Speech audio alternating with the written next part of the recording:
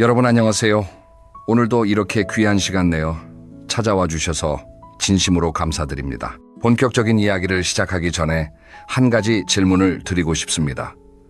혹시 주변에서 이런 두 분을 보신 적 있으신가요?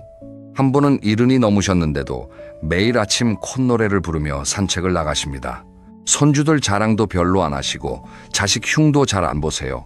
그런데 얼굴에 항상 미소가 떠나질 않습니다. 또 한 분은 비슷한 나이에 살아온 형편도 크게 다르지 않은데요. 만나면 한숨부터 쉬십니다. 자식 이야기하면 서운하다 말씀하시고, 몸 이야기하면 여기저기 아프다고 하시고, 돈 이야기하면 부족하다고 하세요. 분명히 두 분 다 비슷한 삶을 살아오셨는데 왜 이렇게 다를까요? 도대체 그 차이는 어디에서 오는 걸까요? 여러 노년 행복 연구를 살펴보면 아주 흥미로운 사실이 나옵니다. 노후의 행복을 결정하는 것은 통장 잔고도 아니고 자식 숫자도 아니고 심지어 건강 그 자체도 아니라는 것입니다. 그것보다 훨씬 더 중요한 것들이 따로 있다는 거예요. 그리고 그 중요한 것들은 대부분 지금 이 순간부터라도 충분히 만들어갈 수 있는 것들입니다. 늦은 나이는 없습니다. 60이든 70이든 80이든 말이죠. 오늘 제가 말씀드릴 내용을 끝까지 들으시면 어쩌면 남은 인생을 바라보는 시선 자체가 완전히 달라지실 수도 있습니다. 오늘 저는 7가지 이야기를 준비했습니다. 첫째는 마음을 다스리는 법, 둘째는 몸을 돌보는 법, 셋째는 사람과의 관계를 만드는 법, 넷째는 돈과 친해지는 법, 다섯째는 매일 아침 일어날 이유를 찾는 법, 여섯째는 행복한 하루를 만드는 작은 습관, 그리고 마지막으로 오늘 당장 실천할 수 있는 3가지 작은 행동까지 1시간 정도 함께 천천히 이야기 나누어 보려고 합니다. 부담 없이 차 한 잔 드시면서 편안하게 들어주세요. 그리고 마지막까지 들어주시면 정말 큰 선물이 기다리고 있습니다. 자, 그럼 첫 번째 이야기부터 시작해 볼까요? 먼저 가장 중요한 이야기, 마음에 대한 이야기부터 드리고 싶습니다. 많은 분들이 행복한 노후라고 하면 가장 먼저 돈을 떠올리세요. 그 다음에 건강을 떠올리시고요. 물론 둘 다 중요합니다. 정말 중요해요. 그런데 제가 오랫동안 어르신들을 만나 뵙고 이야기를 듣다 보니까 놀라운 사실을 하나 발견했습니다. 돈이 아주 많고 건강도 괜찮은데도 불행하다고 느끼시는 분들이 의외로 정말 많다는 거예요. 반대로 형편이 넉넉하지 않고 몸도 좀 불편하신데 매일 행복하다고 말씀하시는 분들도 계세요. 이 차이는 어디에서 오는 걸까요? 바로 마음이에요. 마음의 정원을 어떻게 가꾸느냐, 그것에 따라 같은 환경에서도 천국이 되기도 하고 지옥이 되기도 합니다. 마음을 망치는 가장 큰 적이 무엇인지 아세요? 그건 바로 비교하는 마음입니다. 비교는 마치 마음의 정원에 자라는 잡초와 같아요. 가만히 두면 정원 전체를 뒤덮어버립니다. 옆집 김씨네 아들은 대기업 다니는데 우리 아들은 왜 저럴까? 친구 박씨는 강남에 아파트가 있는데 나는 왜 이럴까? 사돈은 손주를 셋이나 봤는데 우리는 왜 아직일까? 이런 비교가 시작되면 끝이 없습니다. 그리고 비교는 절대로 나를 행복하게 만들어주지 않아요. 비교는 늘 2가지 결과만 가져옵니다. 우월감 아니면 열등감. 둘 다 마음의 평화를 깨뜨리는 감정들이죠. 제가 아는 한 어르신이 계세요. 75 되신 분인데 평생을 비교하면서 사셨다고 해요. 학교 다닐 때는 친구들과 성적을 비교하고, 결혼해서는 형제들과 집안 형편을 비교하고, 자식 키울 때는 다른 집 자식들과 비교하고요. 그러다 보니 평생 단 한 번도 만족스러운 적이 없었다는 거예요. 그런데 환갑이 지나서야 깨달으셨대요. 비교하는 한 절대 행복할 수 없다는 것을요. 그래서 그분이 정한 규칙이 하나 있어요. 다른 사람 이야기를 들을 때 부럽다는 마음이 들면 마음속으로 이렇게 말한답니다. 저 사람은 저 사람의 인생을 살고 나는 나의 인생을 산다. 우리는 서로 다른 길을 걷고 있을 뿐이다. 이렇게 매일매일 자신에게 말해 주었더니 어느 순간부터 정말로 마음이 편해지셨다고 해요. 두 번째로 마음의 정원에서 뽑아내야 할 것은 후회의 풀이에요. 사람이 나이가 들면 자꾸 과거를 돌아보게 됩니다. 그때 그 결정만 다르게 했더라면, 그때 그 사람만 만나지 않았더라면, 그때 그 일을 시작했더라면, 이런 후회는 마음을 갉아먹는 벌레와 같아요. 그런데 여러분 한번 생각해 보세요. 과거는 절대 바꿀 수 없습니다. 단 1초도 되돌릴 수 없어요. 그렇다면 과거에 대한 후회는 어디에 쓰는 감정일까요? 사실 아무 쓸모가 없습니다. 후회 대신 우리가 가져야 할 마음은 받아들임입니다. 그 시절에 나는 그 시절에 최선을 다했다. 결과가 어떻든 그건 내가 할 수 있는 최선이었다. 이렇게 받아들이는 순간 마음이 한결 가벼워집니다. 또 하나, 자식에 대한 기대를 내려놓으셔야 해요. 이게 정말 어렵죠. 평생 내 모든 것을 바쳐 키운 자식인데 어떻게 기대를 안 할 수가 있겠어요. 그런데 그 기대가 클수록 실망도 커집니다. 자식들도 그들 나름의 삶이 있어요. 그들도 부담스러워요. 일주일에 전화 한 통이면 그것으로 감사하고 명절에 얼굴 한번 보면 그것으로 행복하다고 생각하시면 어떨까요? 기대를 낮추면 실망할 일이 줄어들고 작은 것에도 감사할 일이 늘어납니다. 마음을 가꾸는 가장 좋은 방법 하나를 알려드릴게요. 바로 감사일기예요. 어렵지 않습니다. 매일 자기 전에 그날 감사했던 일 3가지만 적어보시는 거예요. 거창한 거 아니어도 돼요. 오늘 날씨가 좋았다. 점심에 먹은 김치찌개가 맛있었다. 오랜만에 친구에게서 안부 전화가 왔다. 이렇게 사소한 것들이면 충분합니다. 여러 심리학 연구에서 밝혀진 사실인데 매일 감사한 일을 적기만 해도 우울감이 줄어들고 행복감이 늘어난다고 합니다. 1개월만 꾸준히 해보세요. 마음의 색깔이 달라지는 걸 느끼실 거예요. 글을 쓰기 힘드시면 그냥 잠자리에 누워서 마음속으로 떠올려 보셔도 좋습니다. 오늘 감사한 일 3가지. 이렇게 자기 전에 떠올리면 잠도 더 잘 오고 다음날 기분도 한결 좋아져요. 그런데 여러분, 마음만 잘 다스린다고 끝일까요? 아닙니다. 한 가지가 무너지면 모든 게 와르르 무너지는 그런 중요한 것이 또 있어요. 그게 무엇이냐고요? 바로 2번째 이야기에서 말씀드리겠습니다. 2번째 이야기는 우리 몸 건강에 대한 이야기입니다. 건강을 잃으면 모든 것을 잃는다. 그래서 잃기 전에 미리미리 챙기셔야 해요. 그리고 한 가지 좋은 소식을 드리자면 우리 몸은 생각보다 정직합니다. 작은 노력에도 정직하게 반응해줘요. 70이 되어서 80이 되어서 시작해도 늦지 않습니다. 정말이에요. 중장년 어르신들이 반드시 챙겨야 할 3가지가 있습니다. 첫째는 다리 근육, 둘째는 잠, 셋째는 식사입니다. 이 3가지만 잘 챙기셔도 노후 건강의 절반은 해결됩니다. 하나씩 천천히 말씀드릴게요. 먼저 다리 근육이에요. 왜 하필 다리냐? 우리 몸의 근육 중에서 가장 큰 근육이 어디에 있는지 아세요?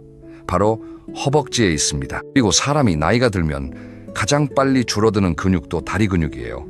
다리에 힘이 없으면 어떻게 되는지 아시죠?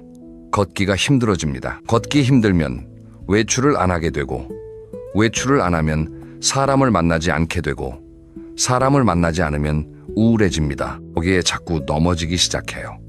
노년기에 한 번 넘어져서 골절이 오면 그게 인생의 큰 분기점이 되는 경우가 많습니다. 그러니까 다리 근육은 단순히 운동의 문제가 아니에요. 삶의 질, 인생의 방향을 좌우하는 핵심 열쇠입니다. 그렇다면 어떻게 다리를 단련해야 할까요? 가장 쉬운 방법이 걷기입니다. 하루 30분 정도 자기 페이스대로 걸으시면 돼요. 무리하실 필요 없어요. 숨이 약간 차고 등에 살짝 땀이 날 정도면 충분합니다. 동네 한 바퀴 돌아도 좋고 가까운 공원에 가셔도 좋고요. 비 오는 날이면 큰 마트나 백화점 안을 한 바퀴 돌아도 됩니다. 중요한 건 매일 꾸준히라는 거예요. 한 번에 2시간 걷는 것보다 매일 30분씩 걷는 것이 훨씬 효과가 좋습니다. 집에서 할 수 있는 간단한 운동도 추천드릴게요. 의자에 앉았다 일어서기를 천천히 10번씩 하루에 3번만 해보세요. 또 벽에 손을 짚고 까치발 들기를 10번씩 하셔도 좋아요. 이런 간단한 동작들이 몇 개월만 쌓이면 다리에 힘이 확실히 붙는 게 느껴집니다. 운동을 어렵게 생각하지 마세요. 운동은 헬스장에 가서 무거운 것을 드는 것만이 아니에요. 일상 속에서 조금 더 움직이는 것, 그게 진짜 운동입니다. 그리고 정말 중요한 한 가지, 절대 무리하지 마세요.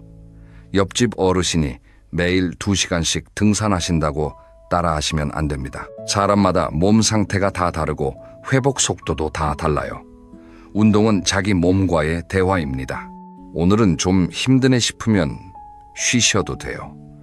운동하고 나서 다음 날까지 몸이 아프다면 그건 운동이 아니라 손상입니다. 운동의 황금률은 어제보다 아주 조금만입니다. 어제보다 한 걸음만 더, 어제보다 1분만 더. 이런 작은 차이가 1년이 쌓이면 어마어마한 변화를 만들어냅니다. 두 번째로 챙기실 건 잠입니다. 사실 어르신들 중에 잠 때문에 고생하시는 분들이 정말 많아요. 밤에 자꾸 깨고 새벽 4시쯤 되면 눈이 떠지고 그러다 보니 낮에 졸리고 잠은 우리 몸이 회복되는 시간이에요.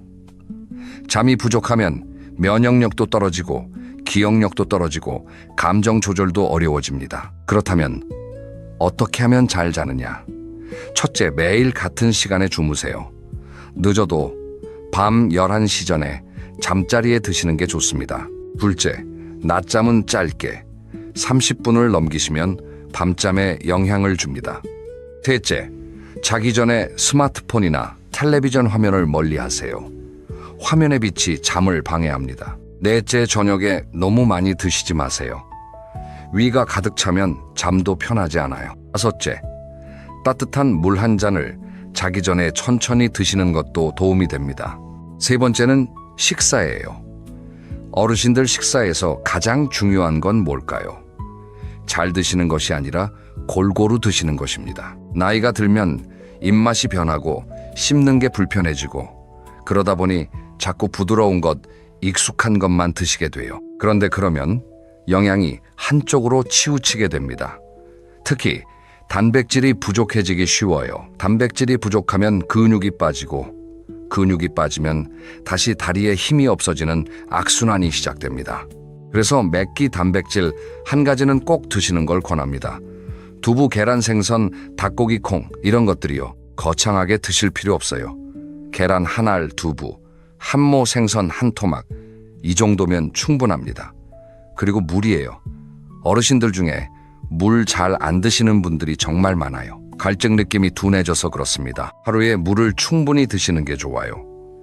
한 번에 많이 드시기보다 조금씩 나눠서 드시는 게 몸에 부담이 적습니다. 이쯤에서 한 가지 실제 사례를 말씀드릴게요. 제가 들은 이야기인데 72세 되신 한 어르신이 계셨어요.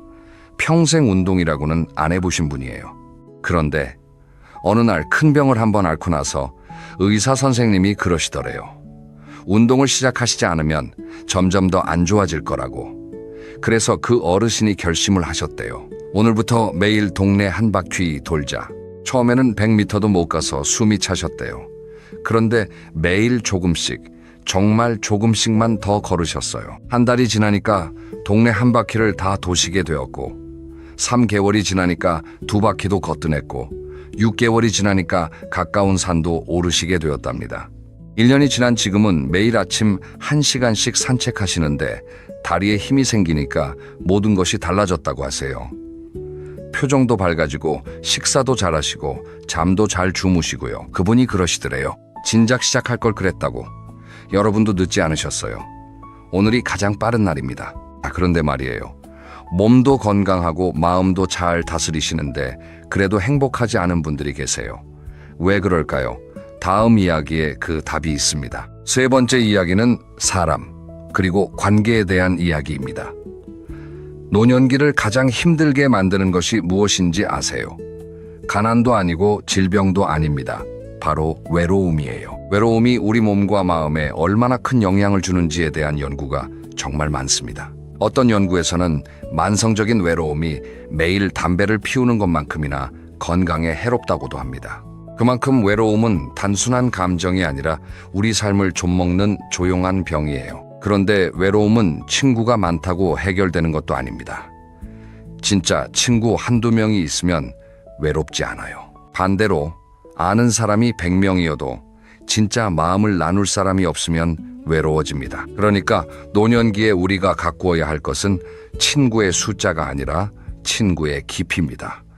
인생에서 정말 마음을 나눌 수 있는 친구가 셋만 있어도 충분해요. 그렇다면 어떻게 그런 친구를 만들어 갈까요? 첫째, 먼저 연락하세요. 많은 어르신들이 친구가 멀어진 이유를 물어보면 어쩌다 보니 연락이 끊겼다고 말씀하세요. 그런데 가만히 들어보면 서로 연락을 기다리고만 있었던 거예요. 자존심 때문이든 부담 때문이든 먼저 연락하는 것이 지는 게 아닙니다. 먼저 연락하는 사람이 사실은 더 마음에 여유가 있는 사람이에요. 오늘이라도 오랫동안 못 만난 친구에게 한번 전화해 보세요. 별일 없냐, 잘 지내냐, 한번 보자. 이 한마디면 충분합니다. 둘째, 작은 정성을 표현하세요. 친구가 생일이면 짧게라도 축하 문자를 보내고, 명절이면 안부를 묻고, 좋은 글을 보면 공유해 주세요. 이런 작은 정성들이 쌓여서 관계가 깊어집니다. 큰 선물을 해야만 마음을 표현하는 게 아니에요. 작은 관심이 더 오래 갑니다. 셋째, 들어주는 사람이 되세요. 어르신들과 이야기를 나누다 보면 모두가 자기 이야기만 하고 싶어 하시는 경우가 많아요. 그런데 정말 인기 있는 어르신 친구가 많은 어르신들을 보면 공통점이 있어요. 그분들은 자기 이야기보다 다른 사람 이야기를 더 많이 들어주십니다. 사람들은 자기 말을 들어주는 사람을 좋아해요. 친구와의 만남에서 내가 말하는 시간을 절반만 줄여도 친구가 정말 좋아할 거예요. 자, 친구 이야기는 이쯤 하고요. 사실 노년기 관계에서 가장 중요한 한 사람이 또 있죠. 바로 배우자입니다. 평생을 함께 살아온 동반자인데 막상 노년에 접어들면 부부 관계가 더 어려워지는 경우가 많아요. 자녀들이 다 떠나고 둘만 남았는데 막상 둘이 할 이야기가 없는 거예요. 함께 사는데 따로 사는 것 같은 그런 외로움. 그것만큼 깊은 외로움도 없습니다. 부부 관계를 다시 세우는 방법은 의외로 간단합니다. 함께 무언가를 하는 거예요. 함께 산책을 하고, 함께 시장을 보고, 함께 텔레비전을 보면서 짧은 대화라도 나누는 거죠. 그리고 무엇보다 중요한 것은 고맙다는 말, 미안하다는 말, 그리고 가끔은 사랑한다는 말을 표현하는 것입니다. 우리 세대는 그런 말이 너무 어색하시죠. 하지만 한번 해보세요. 오늘 저녁에 배우자에게 이렇게 말해보세요. 평생 고마웠어. 단 한마디면 됩니다. 그 한마디가 30년 어색했던 관계를 녹이는 시작이 될 수 있어요. 다음으로 자식과의 관계예요. 이게 정말 어려운 주제죠. 자식과의 관계에서 가장 중요한 단어가 무엇인지 아세요? 바로 거리예요. 너무 가까워도 부담스럽고 너무 멀어도 서운한 그 황금 거리를 찾아야 합니다. 많은 어르신들이 자식에게 모든 걸 다 주려고 하시고 자식의 일거수일투족을 다 알고 싶어 하세요. 그런데 자식들은 부담스러워합니다. 자식들도 그들의 인생이 있어요. 그들의 가족이 있고 그들의 직장이 있고요. 자식과의 황금거리는 이런 거예요. 매주 한 번 정도 전화로 안부 묻기, 한 달에 한 번 정도 만나기, 자식의 일에 너무 깊이 관여하지 않기, 도움이 필요하다고 할 때 도와주기, 그렇지 않을 때는 한 발짝 물러서기, 자식이 잘 되면 같이 기뻐하고 자식이 힘들 때는 묵묵히 곁에 있어주기, 이 정도의 거리가 가장 좋습니다. 새로운 인연을 만드는 것도 정말 중요해요. 동네에 놓인 복지관이나 문화센터가 있다면 한번 가보세요. 처음에는 어색할 수 있어요. 그런데 한두 번 가다 보면 자연스럽게 인사 나누는 분이 생기고 또 그러다 보면 친구가 됩니다. 종교 활동을 하시는 분이라면 그 안에서 모임에 참여해 보세요. 봉사 활동도 좋습니다. 다른 사람을 도우면서 새로운 인연이 생깁니다. 78 되신 한 어르신 이야기를 들었어요. 이분은 매주 화요일마다 친구들과 만나는 모임을 10년째 하고 계세요. 처음에는 5분이 시작하셨대요.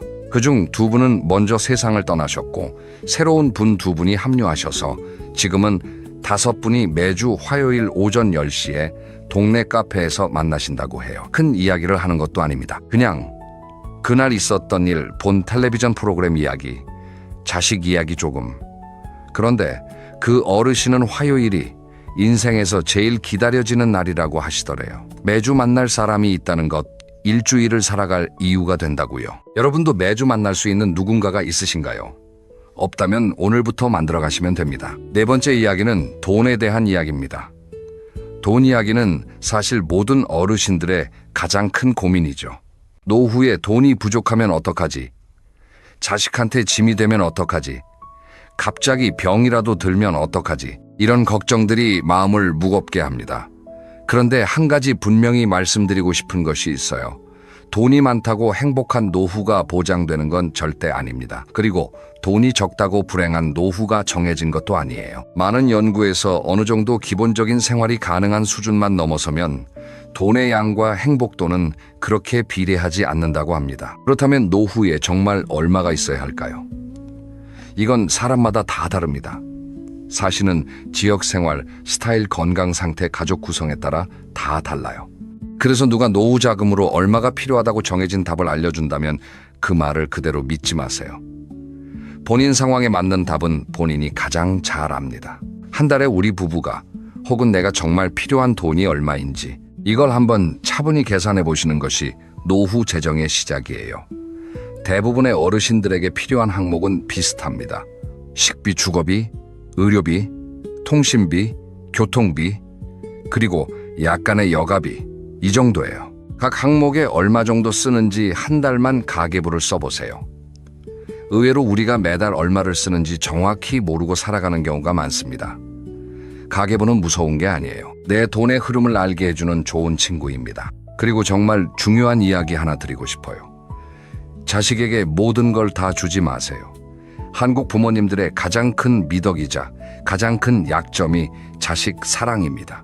자식이 결혼한다고 하면 모아둔 돈을 다 털어주고, 사업한다고 하면 또 보태주고, 집 산다고 하면 또 도와주고, 그러다가 정작 본인 노후에는 돈이 없어서 곤란해지시는 어르신들을 정말 많이 봤어요. 자식에게 줄 수 있는 가장 큰 선물이 무엇인지 아세요? 자식에게 짐이 되지 않는 부모가 되는 거예요. 부모가 노후를 잘 보내고 계시면 자식들이 마음 편하게 자기 인생을 살 수 있습니다. 자식들에게 다 주지 마시고 본인을 위해 적정한 돈을 남겨두세요. 그건 이기적인 게 아니에요. 그게 진짜 자식을 위하는 길입니다. 그리고 자식들에게 떳떳하게 말씀하세요. 너희들 결혼은 너희가 알아서 해라. 우리는 우리 노후를 챙기겠다. 이게 어색하고 미안하시겠지만 결국 모두를 위한 길입니다. 작은 소비의 기쁨도 알려드리고 싶어요. 어르신들 중에 평생 절약만 하시고 자신을 위해서는 한 푼도 안 쓰시는 분들이 계세요. 그런데 그러시면 안 됩니다. 돈은 모으기만 하는 게 아니라 잘 쓰는 것도 중요해요. 한 달에 한두 번 평소 안 가던 식당에서 좋아하는 음식 드시고, 1년에 한두 번 가까운 곳이라도 여행 다녀오시고, 가끔은 좋은 옷도 한 벌 사 입으시고, 자신에게 작은 선물을 주는 것, 그것이 노년의 큰 행복입니다. 돈을 안 쓰고 모으기만 하다가 갑자기 큰 병이 나서 그 돈을 다 병원비로 쓰게 되면 그건 정말 안타까운 일이잖아요. 돈은 살아있는 동안 적절히 쓰면서 행복을 사야 진짜 가치가 있는 겁니다. 대신 큰 지출, 큰 결정은 신중하게 하세요. 노년에 들어서 자주 보이는 실수가 있어요. 큰 돈을 한 번에 어딘가에 투자하시는 거예요. 지인이 좋은 데가 있다더라. 옆집 어르신이 어디 투자해서 큰 돈 벌었다더라. 이런 이야기에 휩쓸리지 마세요. 노년에 큰 돈을 잃으면 다시 회복할 시간이 없습니다.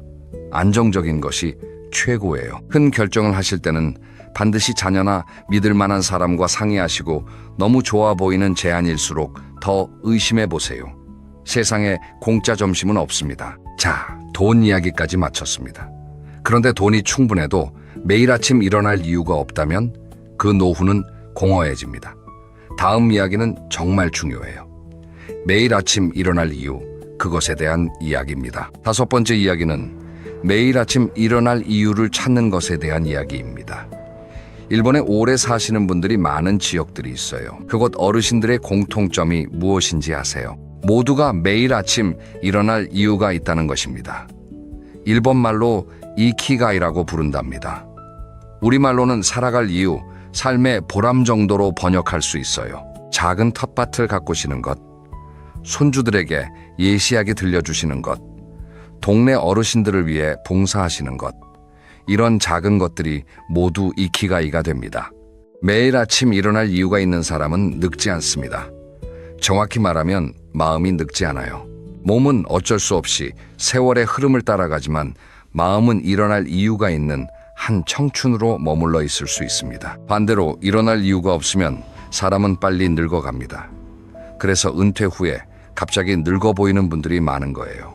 평생 일이라는 일어날 이유가 있었는데 그게 사라지니까 갑자기 마음이 늙어버리는 거죠. 그렇다면 새로운 일어날 이유를 어떻게 찾을까요? 5가지 질문을 드리고 싶어요.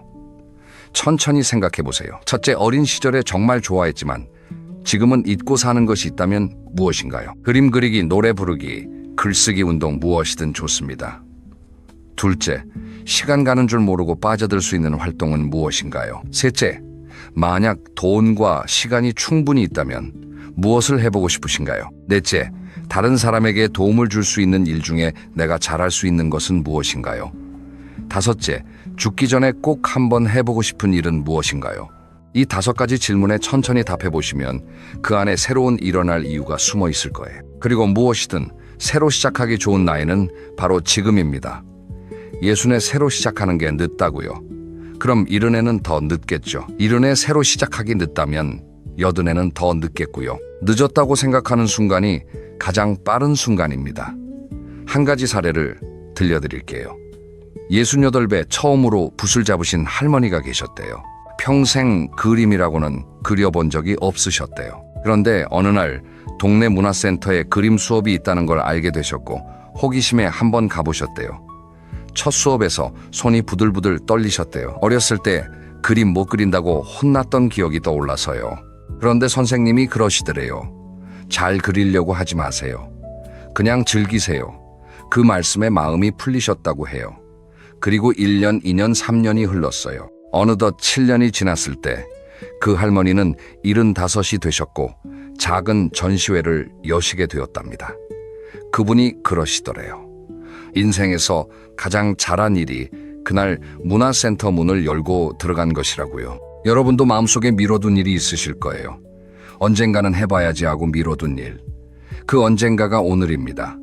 오늘 시작하지 않으면 내일도 시작 안 합니다. 거창하게 시작할 필요 없어요. 시 한 편 써보기, 그림 한 장 그려보기, 새로운 음식 한 가지 만들어보기, 아주 작은 것부터 시작하셔도 좋습니다. 봉사와 나눔도 정말 좋은 일어날 이유가 됩니다. 다른 사람을 돕는 일을 시작하시면 신기한 일이 생겨요. 받는 사람보다 주는 사람이 더 행복해집니다.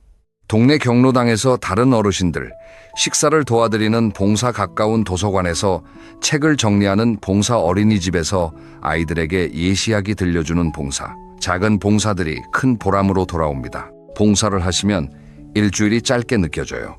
가야 할 곳이 있고 할 일이 있다는 것. 그게 노년기의 가장 큰 활력입니다.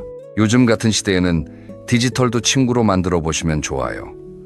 처음에는 어렵게 느껴지실 거예요. 스마트폰, 유튜브, 메신저 다 낯설고 어렵죠. 그런데 한번 익숙해지시면 노년에 정말 좋은 친구가 됩니다. 멀리 사는 손주들과 영상통화도 하실 수 있고 평생 궁금했던 것들을 찾아볼 수도 있고 좋은 강의도 무료로 들으실 수 있어요. 처음에는 자녀들에게 배우시거나 노인복지관의 디지털 교실에 가셔서 천천히 배우시면 됩니다. 어렵다고 포기하지 마세요. 한 가지씩 익혀가시면 어느새 익숙해져 있을 거예요. 자, 이제 거의 다 왔습니다. 6번째 이야기는 행복한 하루를 만드는 작은 습관들에 대한 이야기예요. 행복한 어르신들의 하루를 가만히 들여다보면 신기하게도 공통점이 많아요. 큰 차이가 아닌 작은 습관들의 차이입니다. 그 작은 습관들이 쌓여서 행복한 하루가 되고 행복한 한 달이 되고 행복한 1년이 되고 결국 행복한 인생이 됩니다. 7가지 작은 습관을 말씀드릴게요. 첫째, 아침에 일어나면 햇빛을 10분 쬐세요. 창문을 활짝 열고 햇빛을 받으시거나 잠시 밖에 나가서 햇빛을 받으세요. 아침 햇빛은 우리 몸의 시계를 깨우고 기분을 좋게 하는 호르몬을 만들어줍니다. 한 10분이면 됩니다. 이것 하나만 1개월 해보세요. 잠도 더 잘 오고 기분도 한결 밝아지는 걸 느끼실 거예요. 둘째, 정해진 시간에 식사하세요. 아침은 7시, 점심은 12시 반, 저녁은 6시 반. 시간은 본인 라이프 스타일에 맞게 정하시면 됩니다. 중요한 건 일정하게라는 거예요. 우리 몸은 규칙적인 것을 좋아합니다. 식사 시간이 일정하면 소화도 잘 되고 잠도 잘 옵니다. 셋째, 하루에 한 번은 사람과 대화하세요. 가족이든 친구든 동네 어르신이든 짧은 대화라도 좋습니다. 사람은 사회적 동물이라서 다른 사람과 말을 나누지 않으면 마음이 쪼그라들어요. 혼자 사시는 분이라면 동네 슈퍼나 약국에 가셨을 때 한마디라도 말을 건네보세요. 오늘 날씨가 참 좋네요. 이 한마디가 그날 하루의 활력이 됩니다. 넷째, 하루에 한 가지 새로운 것을 시도해보세요. 거창한 거 아니어도 돼요. 평소에 안 가던 길로 산책 가기, 평소에 안 먹어본 음식 한 입 먹어보기 새 노래 한 곡 들어보기 새 책 한 페이지 읽어보기. 이런 작은 새로움이 매일을 다르게 만들어줍니다. 매일이 똑같으면 시간이 무섭게 흘러갑니다. 매일의 작은 새로움이 있으면 시간이 풍부하게 느껴져요. 다섯째, 하루에 한 번은 움직이세요. 운동이라고 거창하게 생각하지 마세요. 동네 한 바퀴 산책도 좋고 집안 청소도 좋고 화분에 물 주기도 좋아요. 가만히 앉아만 있으면 몸도 마음도 굳어집니다. 움직이면 활력이 생겨요. 여섯째, 하루에 한 가지 감사한 일을 찾으세요. 아까 마음에 대한 이야기에서도 말씀드렸지만 정말 중요해서 다시 한번 말씀드려요. 자기 전에 잠시 마음을 가라앉히고 떠올려 보세요. 오늘 감사한 일은 무엇이었나? 큰 일이 아니어도 돼요. 햇살이 좋았다. 밥이 맛있었다. 누군가 친절하게 대해줬다. 이런 작은 감사가 마음을 따뜻하게 만들어줍니다. 일곱째, 자기 전 5분의 회고예요. 잠자리에 누우셔서 오늘 하루를 천천히 돌아보세요. 오늘 좋았던 일은 무엇이고 아쉬웠던 일은 무엇이었나? 내일은 무엇을 해보면 좋을까? 이 5분의 회고가 하루를 정리해주고 내일을 기대하게 만들어줍니다. 한 어르신의 하루를 잠깐 들려드릴게요. 이분은 매일 아침 6시 30분에 일어나신답니다. 일어나자마자 창문을 활짝 여시고 따뜻한 물 한 잔을 천천히 드세요. 그 다음에는 가벼운 스트레칭을 10분 정도 하시고 아침 식사를 하세요. 식사 후에는 신문을 읽으시거나 책을 읽으시고요. 오전에는 동네를 한 바퀴 산책하시거나 일주일에 2번은 노인 복지관에서 친구분들을 만나세요. 점심을 드신 후에는 짧은 낮잠을 30분 정도 주무시고 오후에는 손주들에게 줄 손편지를 쓰시거나 작은 화분들을 돌보세요. 저녁 식사 후에는 텔레비전을 1~2시간 보시고 자기 전에는 그날의 일기를 짧게 쓰신답니다. 이렇게 일정하고 평범한 하루가 그분에게는 가장 큰 행복이라고 하세요. 큰 사건이 있어야 행복한 게 아니에요. 평범한 하루를 평범하게 잘 보내는 것, 그게 진짜 행복입니다. 자, 이제 오늘 이야기를 마무리할 시간이 다가왔습니다. 첫째, 마음의 정원을 가꾸세요. 비교하지 말고 후회하지 말고 감사를 찾아보세요. 둘째, 몸을 잘 돌보세요. 다리 근육, 잠, 식사. 이 3가지를 챙기시면 됩니다. 셋째, 사람과의 관계를 소중히 하세요. 친구는 깊이로 배우자는 따뜻함으로, 자식은 적당한 거리로. 넷째, 돈과 잘 친해지세요. 자신을 위해 적절히 쓰시고 큰 결정은 신중하게 하세요. 다섯째, 매일 아침 일어날 이유를 만드세요. 새로운 취미든 봉사든 작은 일이든 좋습니다. 여섯째, 행복한 하루를 만드는 작은 습관을 들이세요. 햇빛, 식사, 대화, 움직임, 감사. 이런 작은 것들이 모여 큰 행복이 됩니다. 그리고 가장 중요한 것 하나. 내일이 아니라 오늘, 큰 결심이 아니라 작은 행동입니다. 사람들이 변하지 못하는 이유가 무엇인지 아세요? 너무 큰 변화를 한 번에 하려고 하기 때문이에요. 내일부터 매일 운동 2시간 하고 식단 완전히 바꾸고 새 취미 시작하고 친구도 만들고 이렇게 하시면 3~2를 못 갑니다. 그러니까 오늘 당장 할 수 있는 정말 작은 3가지만 말씀드릴게요. 첫째, 오늘 가족이나 친구 한 명에게 안부 전화 한 통 하세요. 길지 않아도 돼요. 잘 지내시냐? 보고 싶다 한마디면 됩니다. 둘째, 오늘 30분 산책하세요. 동네 한 바퀴라도 좋습니다. 셋째, 오늘 자기 전에 감사한 일 3가지를 떠올려 보세요.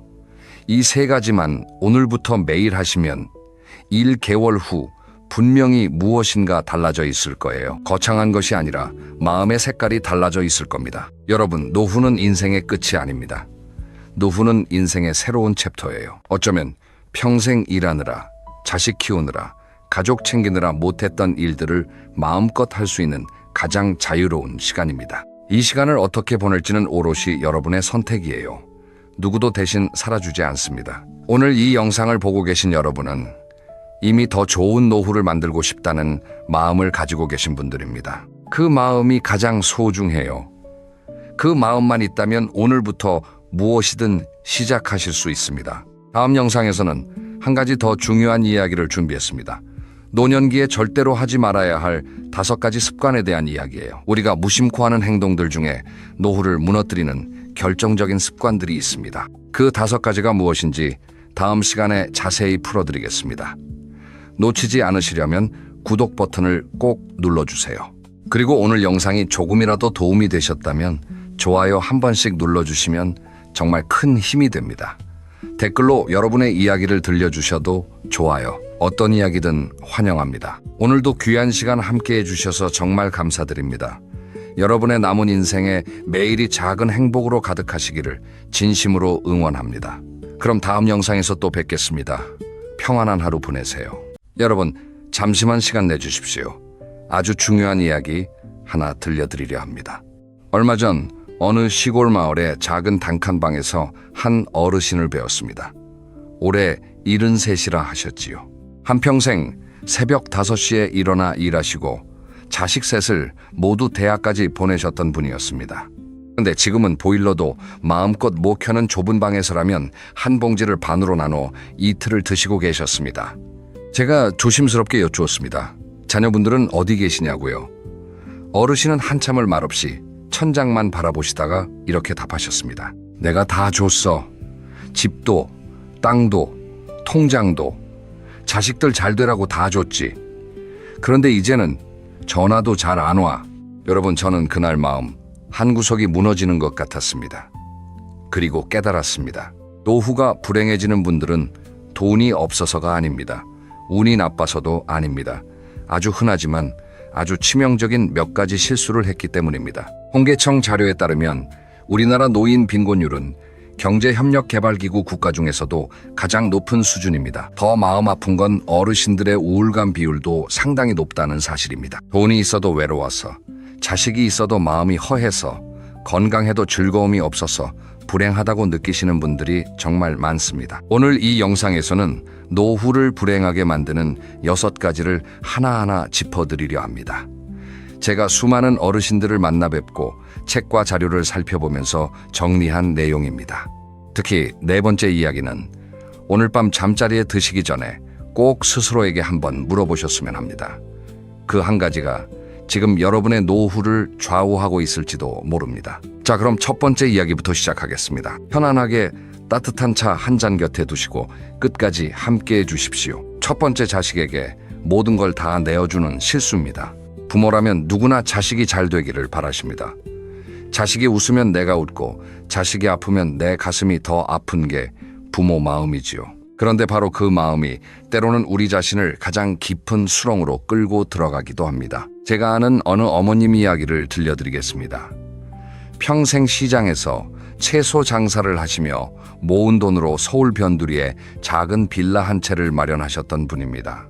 그게 그분의 전부였습니다. 그런데 큰아들이 사업을 시작한다며 손을 내밀었습니다. 어머님은 한치의 망설임도 없이 빌라를 담보로 돈을 빌려주셨죠. 둘째는 결혼한다며 전세 자금을 부탁했고 막내는 유학을 가야 한다며 또 손을 벌렸습니다. 어머님은 그때마다 이렇게 생각하셨답니다. 내가 안 도와주면 누가 도와주겠어? 부모니까 당연한 거지. 그런데 10년이 지난 지금 어머님은 어떻게 사실까요? 빌라는 경매로 넘어갔고 통장은 비었습니다. 자식들은 각자 살기 바쁘다는 핑계로 명절에도 잘 오지 않습니다. 어머님은 임대 아파트에서 혼자 한 달에 40만 원 남짓의 기초연금으로 생활하고 계십니다. 여러분, 이게 단지 한 분만의 이야기일까요? 아닙니다. 제가 만나뵌 수많은 어르신들이 비슷한 사연을 가지고 계셨습니다. 자식 사랑이라는 이름으로 자신의 모든 것을 내어주고 정작 자기 자신은 빈손이 되어버린 분들 말입니다. 여기서 우리가 꼭 기억해야 할 것이 있습니다. 부모가 가난해지면 자식도 결국 부담을 떠안게 된다는 사실입니다. 내 노후를 자식에게 의존해야 하는 순간 자식의 인생도 무거워집니다. 그러니 자식을 정말로 사랑한다면 부모가 끝까지 자기 발로 서 있어야 합니다. 그게 진짜 사랑입니다. 또 한 가지, 재산만 다 내어주는 게 아닙니다. 시간과 감정까지 모두 내어주는 분들이 계십니다. 손주를 돌봐주신다고 새벽부터 밤까지 며느리 집딸의 집을 오가시는 분들, 자식이 부부싸움 한 번 하면 며칠 밤을 뒤척이며 걱정하시는 분들, 자식의 인생이 마치 내 인생인 것처럼 끌어안고 사시는 분들 말입니다. 자식의 인생은 자식의 것입니다. 부모의 인생은 부모의 것입니다. 이 경계를 분명히 지킬 때 오히려 가족 사이가 더 좋아집니다. 너무 가까이 붙어 있으면 서로의 가시에 찔리지만 적당한 거리를 두면 따뜻함을 나눌 수 있다고들 하지요. 부모와 자식 사이도 마찬가지입니다. 그럼 적당한 거리란 어느 정도일까요? 저는 이렇게 말씀드리고 싶습니다. 자식이 도움을 청할 때 내가 다 해결해 줄게가 아니라 네가 한번 풀어보고 정 안 되면 같이 고민해보자 라고 말할 수 있는 거리. 자식이 집에 가더라도 미리 연락하고 너무 오래 머무르지 않는 거리. 명절에 자식이 못 오더라도 서운해하기보다 그래 너희도 바쁘지 하고 웃을 수 있는 거리. 그 정도가 황금 비율입니다. 기억하십시오. 자식에게 모든 걸 다 주는 부모는 결국 자식에게 가장 큰 짐을 남기게 됩니다. 자식을 위해서라도 여러분의 노후를 단단히 지키셔야 합니다. 그런데 말입니다. 자식 문제보다 더 무서운 게 있습니다. 바로 두 번째 이야기인데요. 많은 분들이 이걸 가볍게 여기시다가 한순간에 무너지십니다. 잠시 숨 한번 고르시고 다음 이야기로 넘어가 보겠습니다. 두 번째, 나는 아직 건강해 라는 자만입니다. 여러분 혹시 이런 말씀 해보신 적 있으십니까? 나는 아직 끄떡없어. 병원, 거기 가면 없던 병도 생긴다더라. 약은 무슨 그냥 견디면 돼. 저는 이 말씀을 하시던 어르신 한 분을 잊을 수가 없습니다. 70이 넘으셨는데도 동네 어디든 걸어 다니시고 술도 한 잔씩 하시고 늘 호탕하게 웃으시던 분이었지요. 주변에서 건강검진 한번 받아보시라 권해도 내 몸은 내가 잘 안다 하시며 손사래를 치셨습니다. 그런데 어느 날 그분이 갑자기 길에서 쓰러지셨다는 소식을 들었습니다. 뇌졸중이었습니다. 응급실로 옮겨졌지만 한쪽 몸이 마비된 채로 깨어나셨고 그 뒤로는 휠체어 신세를 지게 되셨습니다. 가족들은 가족들대로 힘들어졌고 본인은 본인대로 우울증까지 겹치셨습니다.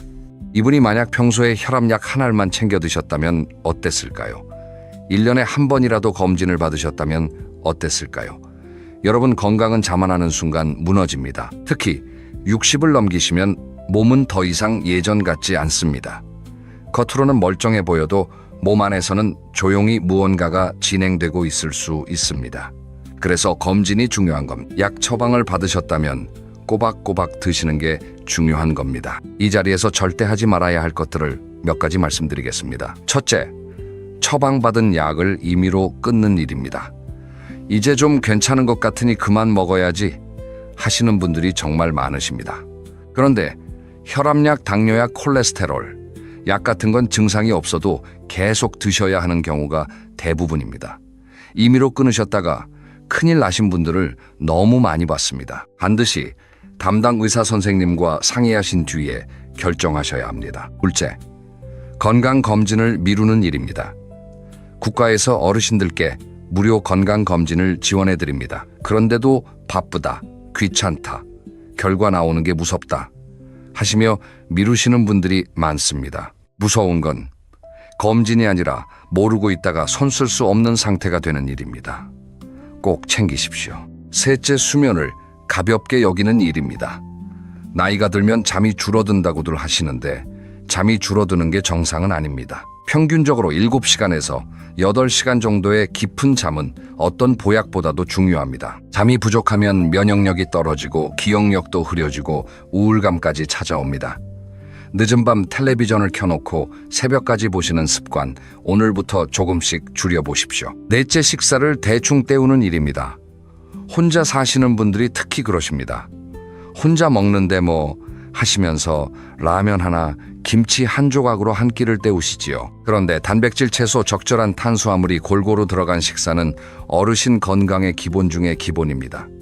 두부 한 모, 달걀 2개, 나물 한 접시, 이 정도만 챙기셔도 큰 차이가 납니다. 다섯째, 그리고 가장 중요한 한 가지, 마음 건강을 챙기지 않는 일입니다.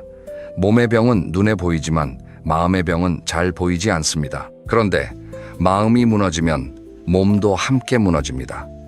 우울감, 무기력, 외로움, 이런 감정이 자꾸 찾아오신다면 절대 혼자 견디지 마시고 가까운 정신건강복지센터나 병원의 도움을 받으십시오.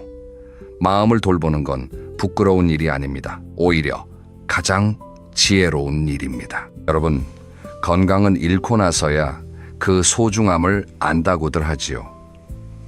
그런데 어르신들께는 잃기 전에 지키는 게 정말 중요합니다. 오늘 이 영상을 보시면서 나도 한번 점검해 봐야겠다 하는 마음이 드셨다면 그 마음 잊지 마시고 이번 주 안에 꼭 행동으로 옮기십시오. 세 번째 이야기로 넘어가겠습니다.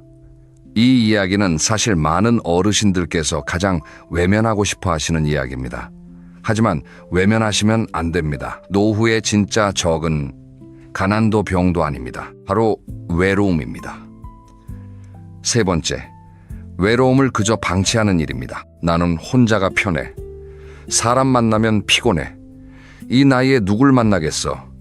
이런 말씀 혹시 자주 하고 계시지는 않으십니까? 처음에는 정말 편하실 수 있습니다. 누구 눈치 볼 일도 없고 내 마음대로 하루를 보낼 수 있으니까요. 그런데 이 혼자가 편하다는 말이 1년, 2년 쌓이다 보면 어느 순간 무서운 결과로 돌아옵니다. 어느 연구에 따르면 사회적으로 고립된 노년의 사망 위험은 흡연이나 비만에 못지않다고 합니다. 사람과의 연결이 끊어지는 것이 우리 몸과 마음을 정말로 갉아먹는다는 뜻입니다. 제가 아는 한 어르신은 부인이 먼저 세상을 떠나신 뒤로 점점 사람을 피하셨습니다. 친구들의 전화도 받지 않으셨고 자식들이 와도 괜찮다 가봐라 하고 등을 떠미셨지요. 그렇게 1년쯤 지났을 때 그분의 모습은 완전히 달라져 있었습니다. 눈에 생기가 없어졌고 말수도 줄었고 식사도 거의 안 하셨습니다. 결국 우울증 진단을 받으셨지요. 여러분, 우리는 혼자서는 살 수 없는 존재입니다. 누군가와 눈을 맞추고 안부를 묻고 시시콜콜한 이야기를 나누는 그 시간이 우리를 살아있게 만듭니다.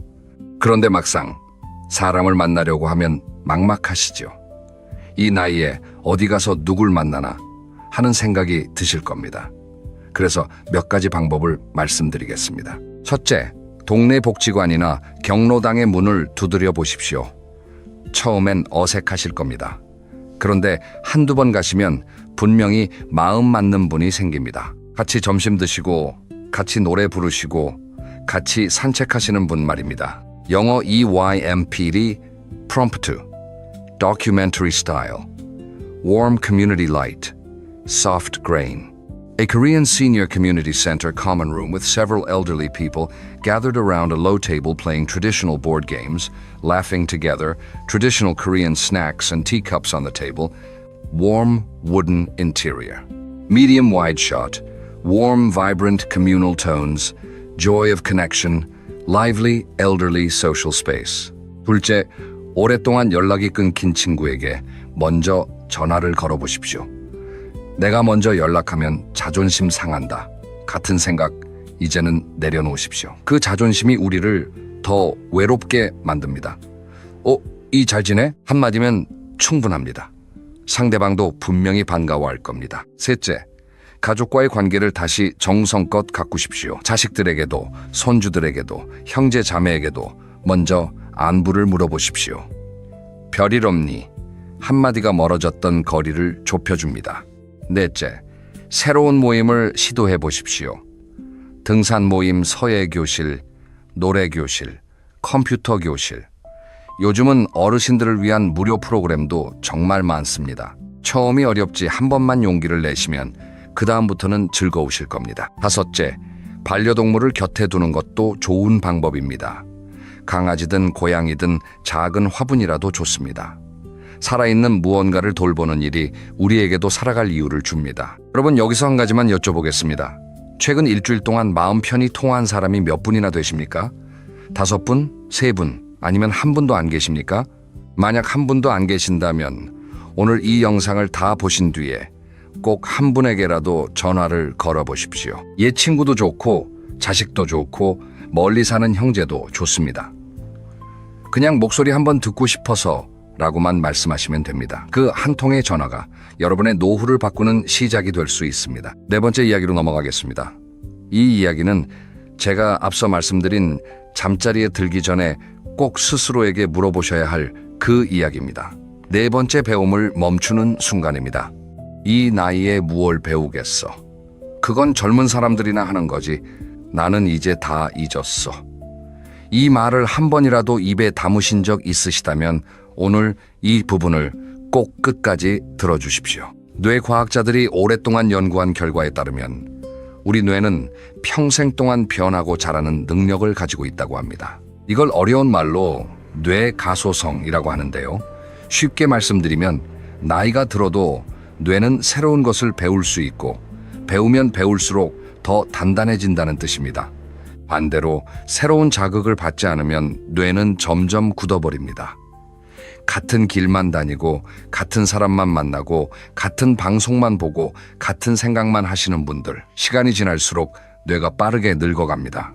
제가 정말 존경하는 어르신 한 분이 계십니다. 72에 처음 한글로 시를 쓰기 시작하신 분입니다. 그전에는 글이라곤 거의 써본 적이 없으셨다고 합니다. 그런데 동네 평생학습관에서 시쓰기 교실을 보시고는 호기심 하나로 등록을 하셨습니다.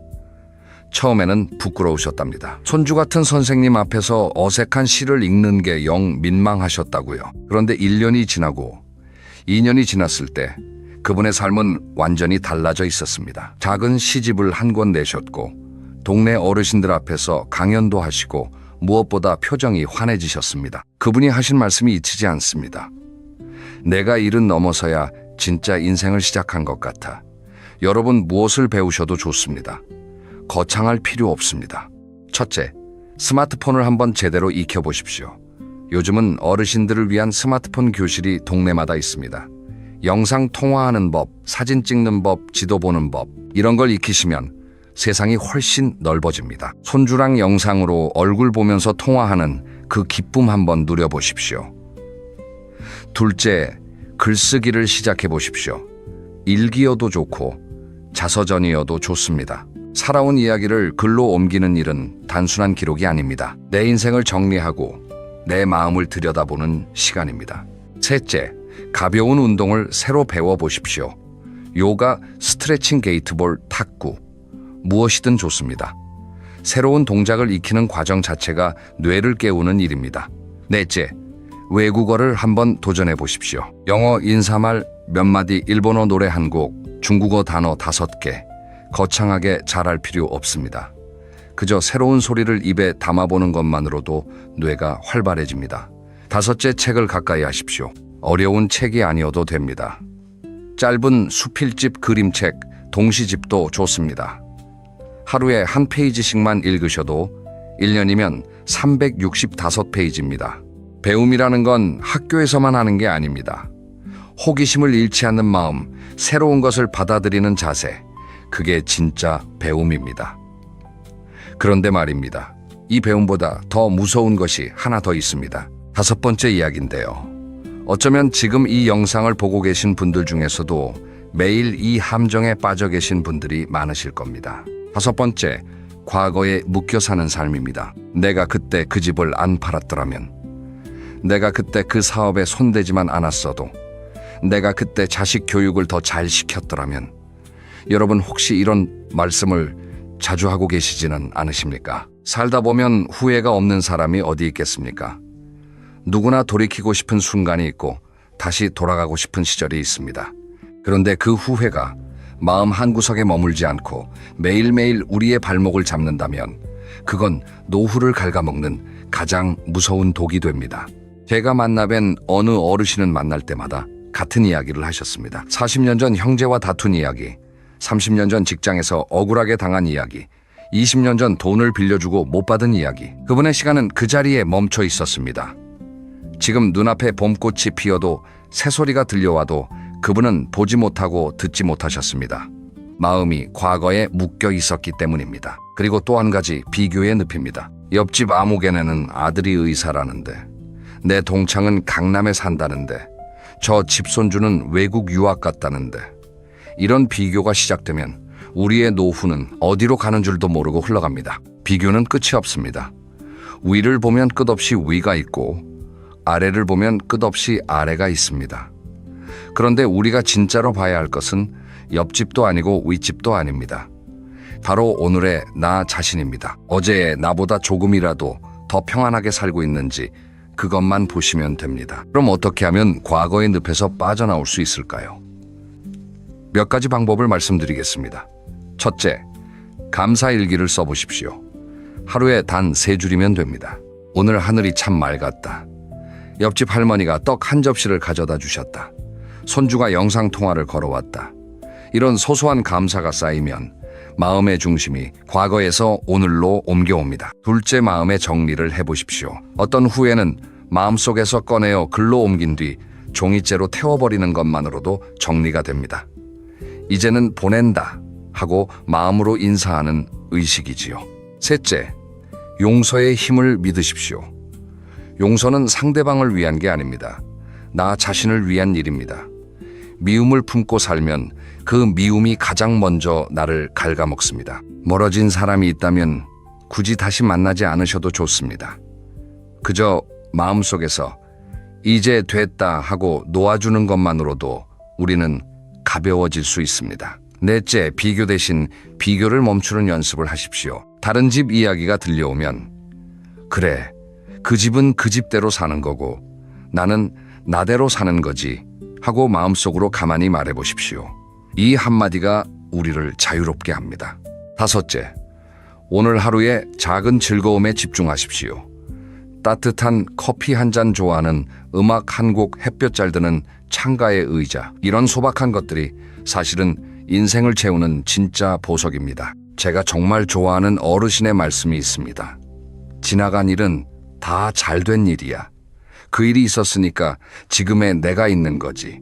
후회 대신 받아들임, 원망 대신 감사. 이 작은 마음의 방향 전환이 노후를 완전히 다른 모습으로 바꿉니다. 자, 이제 마지막 6번째 이야기로 넘어가겠습니다. 이건 정말 많은 어르신들이 놓치고 계신 하지만 가장 중요한 이야기입니다. 6번째, 이 나이에 무슨 하며 모든 것을 포기하는 일입니다. 이 나이에 무슨 여행이야? 이 나이에 무슨 옷이야? 이 나이에 무슨 외식이야? 여러분, 혹시 이 말씀 입버릇처럼 하고 계시지는 않으십니까? 평생을 아끼고 살아오신 어르신들께 갑자기 돈 쓰시라는 말씀이 어색하게 들리실 수 있습니다. 그런데 한번 생각해 보십시오. 20대, 30대에는 아이들 키우느라 못 쓰셨고 40대, 50대에는 자식들 공부시키느라 못 쓰셨고 60대에는 자식들 결혼시키느라 못 쓰셨습니다. 그럼 도대체 언제 쓰시려고 하십니까? 오해는 마십시오. 무리해서 돈을 쓰시라는 게 아닙니다. 노후에 가장 중요한 건 적정한 균형입니다. 자식에게 짐이 되지 않을 만큼의 안전한 노후 자금을 지키시되 동시에 오늘의 행복도 누리실 줄 알아야 한다는 뜻입니다. 제가 만나뵌 어느 부부는 70대 후반이 되셔서야 처음으로 비행기를 타셨습니다. 제주도 여행이 인생 첫 비행이었지요. 두 분 다 눈물을 흘리시며 좋아하셨답니다. 평생 그렇게 살뜰히 모으셨던 분들이 그날 처음으로 자식들 도움 없이 호텔에서 주무시고 좋은 식당에서 식사하시고 바다를 보며 사진을 찍으셨습니다. 다녀오신 뒤로 두 분의 삶이 달라지셨다고 합니다. 아, 우리도 이렇게 살아도 되는구나 하는 마음이 생기신 거지요. 작은 사치를 두려워하지 마십시오. 거창한 것이 아닙니다. 첫째, 한 달에 한 번이라도 외식을 해보십시오. 평생 드시던 집밥도 좋지만 가끔은 정성껏 차려진 식당의 음식이 마음까지 위로해줍니다. 둘째, 마음에 드는 옷 한 벌 사보십시오. 비싸지 않아도 좋습니다. 그저 거울 앞에서 괜찮은데? 하고 웃을 수 있는 옷이면 됩니다. 옷이 바뀌면 표정이 바뀌고 표정이 바뀌면 하루가 바뀝니다. 셋째, 가까운 곳이라도 여행을 다녀오십시오. 멀리 갈 필요 없습니다. 1시간, 거리의 작은 도시, 가본 적 없는 동네, 시장, 새로운 산책로, 이런 작은 여행이 일상에 활력을 줍니다. 넷째, 취미에 돈을 조금 쓰셔도 좋습니다. 좋아하는 책 한 권, 화초, 한 그루 색연필 한 통. 나를 행복하게 하는 것에 쓰는 돈은 절대 낭비가 아닙니다. 다섯째, 손주들이나 자식들에게 거꾸로 작은 선물을 해보십시오. 큰 돈이 아니어도 좋습니다. 손주 좋아하는 과자 한 봉지, 자식이 좋아하는 반찬 한 그릇, 받기만 하다가 주는 기쁨을 누리시면 그게 또 다른 행복이 됩니다. 여러분, 노후의 돈은 통장 안에서 빛나는 게 아닙니다. 오늘의 행복으로 바뀔 때 비로소 빛이 납니다. 너무 풀어놓지도 너무 움켜쥐지도 마시고 적당한 균형 안에서 오늘의 작은 행복들을 챙기십시오. 자, 이제 정리해드리겠습니다. 오늘 우리는 노후를 불행하게 만드는 6가지를 함께 살펴보았습니다.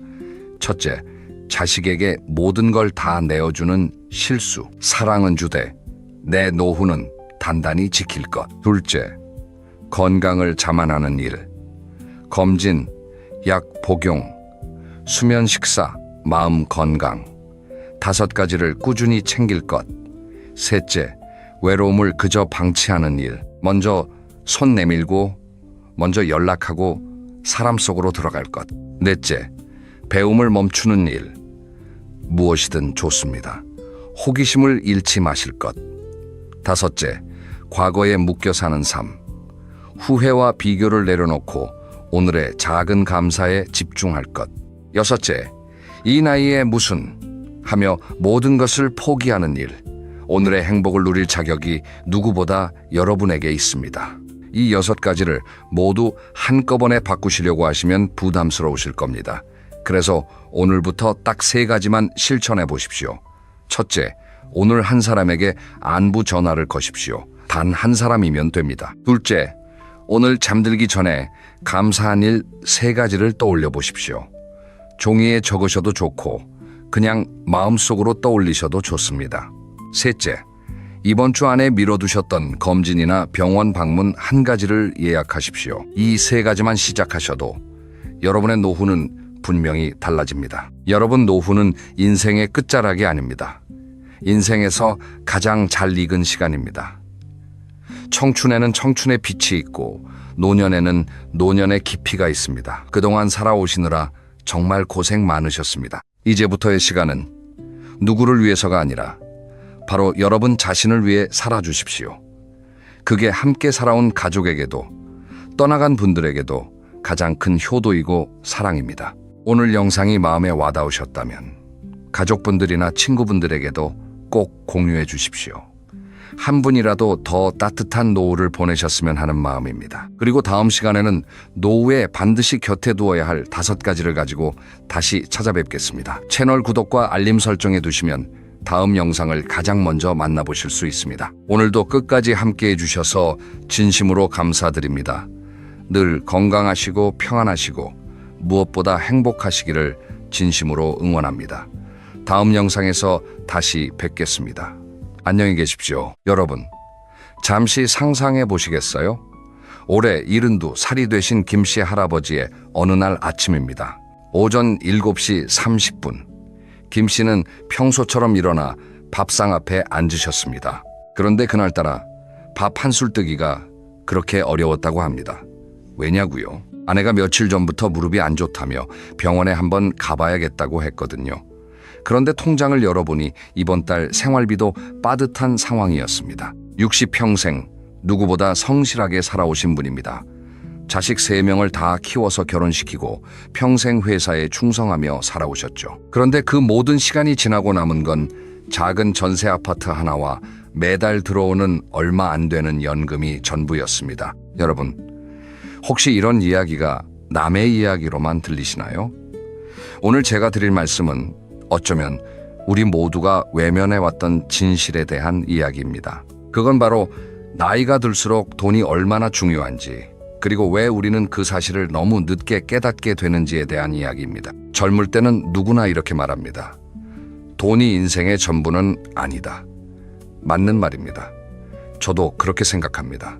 그런데 말이죠. 40이 넘고 50이 넘고 60을 지나면서 우리는 점점 이런 생각을 하게 됩니다. 돈이 전부는 아니지만 돈이 없으면 정말 많은 것이 무너지는구나. 오늘 이 영상을 끝까지 보신다면 여러분은 3가지를 얻으실 수 있습니다. 첫째, 노년에 돈이 없을 때 실제로 어떤 일들이 벌어지는지 그 생생한 현실을 알게 되실 겁니다. 둘째, 돈이 우리에게 진짜로 주는 것이 무엇인지 그 본질을 깨닫게 되실 겁니다. 셋째, 그리고 가장 중요하게 지금이라도 늦지 않은 현실적인 준비 방법을 손에 쥐고 가실 수 있습니다. 자, 그럼 시작해 보겠습니다. 편안하게 차 한 잔 드시면서 끝까지 함께 해주세요. 먼저 한 가지 질문을 드리고 싶습니다. 여러분은 20대, 30대 시절에 돈에 대해서 어떤 생각을 가지고 계셨나요? 저는 가끔 옛날 사진첩을 들춰볼 때마다 그 시절의 제 모습이 떠오릅니다. 정말이지 그때는 돈이라는 것을 너무 가볍게 봤던 것 같습니다. 친구들과 어울리면서 한 끼에 몇만 원짜리 식사를 하고 좋아하는 옷이 있으면 큰 고민 없이 사고 신용카드 한도가 늘어나면 마치 내가 부자가 된 것처럼 우쭐했죠. 그때 우리에게 돈이란 무엇이었습니까? 그저 즐거움을 사기 위한 수단이었습니다. 멋진 식당, 새 옷, 가끔의 여행, 친구들과의 술자리, 돈은 그런 것들을 가능하게 해주는 도구일 뿐이었습니다. 그런데 마흔을 넘기면서 무언가가 조금씩 달라지기 시작합니다. 아이들이 점점 커지죠. 학원비가 들어가고 교복비가 들어가고 어느 순간부터는 대학 등록금이라는 큰 산이 눈앞에 보입니다. 거기에 부모님은 점점 연로해지시고 병원 출입이 잦아지십니다. 본인도 모르는 사이에 흰머리가 늘고 어딘가 한 군데씩 아프기 시작합니다. 이때부터 돈에 대한 생각이 바뀌기 시작합니다. 돈은 더 이상 즐거움의 수단이 아니라 책임의 무게가 됩니다. 그런데 진짜 변화는 그 다음에 옵니다. 쉰을 넘기고 예순을 향해 가면서 말입니다. 이때 우리가 돈에 대해서 느끼는 감정은 이전과는 완전히 다릅니다. 그건 바로 두려움입니다. 여러분 혹시 이런 경험 있으신가요? 밤에 잠자리에 누웠는데 갑자기 가슴이 답답해지면서 이런 생각이 드는 거죠. 내가 만약에 일을 못하게 되면 어떻게 되지? 큰 병에 걸리면 어떻게 되지? 자식들한테 짐이 되면 안 되는데 그럴 돈은 있나? 이런 생각은 젊을 때는 절대로 들지 않습니다. 왜냐하면 젊을 때는 시간이 무한해 보이거든요. 앞으로 벌 시간이, 회복할 시간이, 다시 시작할 시간이 충분해 보입니다. 그런데 나이가 들수록 우리는 깨닫게 됩니다. 시간이 한정되어 있다는 것을. 그리고 그 한정된 시간 안에서 우리가 모을 수 있는 돈도 한정되어 있다는 것을. 여기서 한 분의 이야기를 잠깐 드리겠습니다. 58살에 명예퇴직을 하신 박씨 부장님이 계셨습니다. 30년을 한 회사에서 일하시고 마지막에는 부장 자리까지 올라가셨던 분입니다. 퇴직금도 꽤 받으셨고 평소에 절약하셔서 모아둔 돈도 있으셨죠. 처음 1년 동안은 인생이 너무 행복했다고 합니다. 평생 일만 하셨으니까요.